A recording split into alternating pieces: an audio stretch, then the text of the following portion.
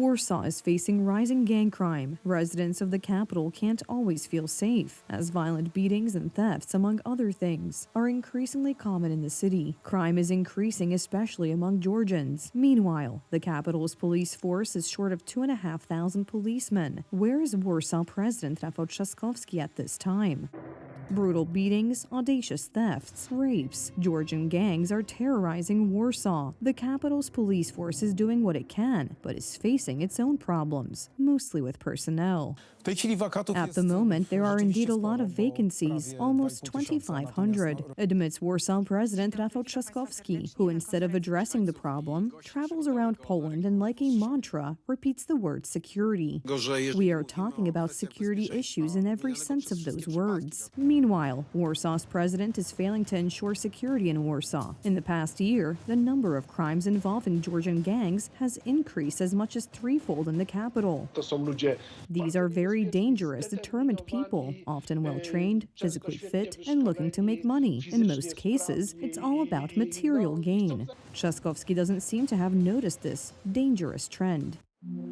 In 2021-2023, we actually recorded an increase in organized crime, contrary to press reports. This process we managed to noticeably stop. In the capital, Trzaskowski also likes to show off sometimes, especially when he can make political capital from it. The era when police were used for political purposes is over, he stated when in a blaze of publicity, he announced the handover of equipment worth 3.5 million zloty to the police. Meanwhile, officers have their hands full because the terror in Warsaw is not only Georgian gangs. Several dozen men, probably Chechens, are raiding merchants in Mariviuska Street. In what nature are you gentlemen sitting here like this? As security? Security protection. The helpless businessmen have come forward to ask for help from Republika. They hope that after publicizing the issue in the media, they will see effective intervention from the city's president.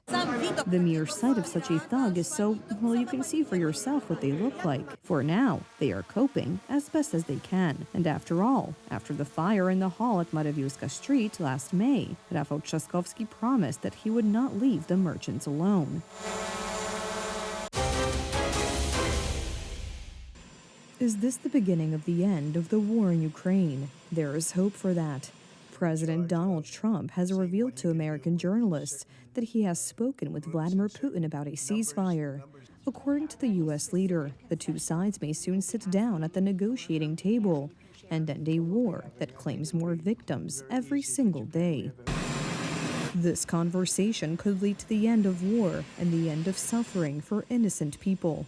President Donald Trump, from aboard Air Force One, called Vladimir Putin to persuade him to call a ceasefire and enter peace negotiations. This would have never happened if I were president. It's so sad to see it happen. So many dead people. By the way, so many cities are demolished. They're like, you talk about Gaza? Well, take a look at Ukraine. So many of those cities are demolition sites, demolished. So sad. Should have never happened. All those beautiful golden domes, but much more importantly, all those beautiful people are dead. And it should have never happened. Trump told the New York Post that Putin took his words seriously, and the U.S. President's National Security Advisor, Michael Waltz, also joined the negotiations with the Kremlin to bring the Ukrainian and Russian sides together. We are preparing a calendar of meetings and talks with our key partners, America, Europe, the Islamic world. We already have specific dates and we will hold dialogue. The Democrats, who have ruled America for the past few years, have been unable to stop criminal Russia. Efforts by EU politicians and leaders French President Emmanuel Macron or German Chancellor Olaf Scholz have come to nothing. But Donald Trump, although he's only been president for 3 weeks, has already proven that he doesn't throw words to the wind. If there is any hope for a reasonably quick suspension of the war, Trump is showing it in the U.S. internally that he is a practical, pragmatic politician, very quick to fulfill his election announcements. He is the only politician today, the strongest, the most effective, who can end or at least suspend this war. And this is a war of destruction. To repel the enemy from their own borders, Ukrainians are conducting an offensive in the Kursk region, destroying equipment and military facilities of the Kremlin criminals. NATO is at your side. We are strongly committed to fulfill all our commitments and just defend all the value that we share, principle we share. You are fighting for you, for your country, for your people. But again, we are involved in that because your fight is also our fight. Certain. In the middle of the night, Russian barbarians launched an attack on the Volyn region and the city of Lutsk, just across the border from Poland. 3-strong series of explosions and anti-aircraft alert. This part of Ukraine is not a frequent target of attacks, but Russian bombs fall here too. We are preparing to present exactly for this momentum, the Ukrainian position, our view for the ending of the war by just and lasting peace. If anyone can stop the madness of this war, it is only Donald Trump.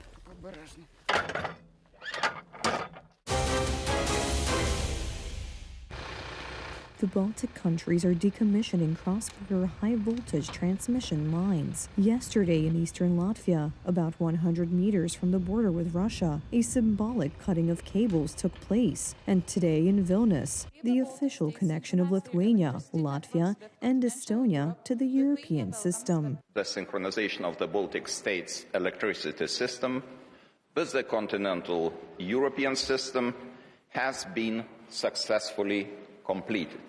This is a historic moment, marking the end of a long journey for Lithuania, Latvia, and Estonia. Polish President Andrzej Duda says that the ceremony in Vilnius is an important moment for him because the process related to energy synchronization, to building an energy bridge, a Lithuanian-Polish connection, started back in the time of President Lech Kaczynski. Several years ago, before the Russian aggression against Ukraine, we talked about the need to create independence, energy sovereignty. This all really started with us getting gas sovereignty in the first place. Energy independence from the Soviet Big Brother had been planned for many years, but the annexation of Crimea and the invasion of Ukraine accelerated decisions and actions. This is a new era.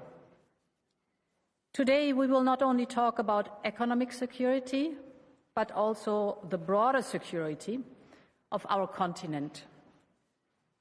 You are very well aware of the challenges. In just 2 months, several cables linking your countries to neighbors have been damaged. There's a pattern, and we cannot ignore it. The Baltic Sea region has been on high alert for several weeks following the disruption of power lines, telecommunications links, and gas pipelines between the Baltic countries and Sweden and Finland. All of these incidents are believed to have been caused by ships dragging anchors along the seabed. All clues point to Russia.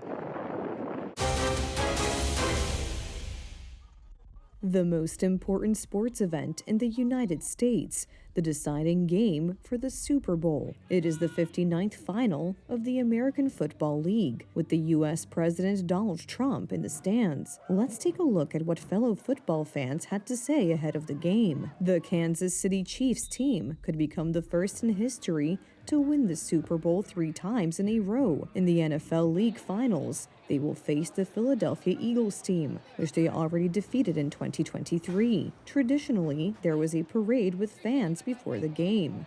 You know, with Mahomes, you've always got a chance. It doesn't matter what team you got behind it.